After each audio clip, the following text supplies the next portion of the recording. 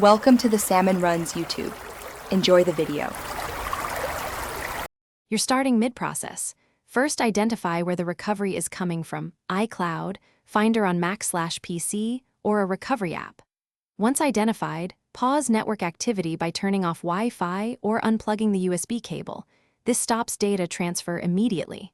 Make sure the iPhone stays powered and avoid tapping through prompts.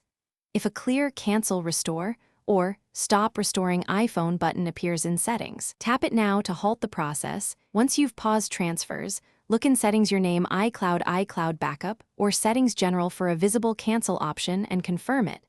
That cleanly halts an iCloud restore. If the restore came from Finder or iTunes, eject the device in the app and then unplug the cable.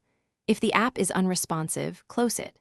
If there's no cancel button and the process persists, perform a force restart to interrupt writes.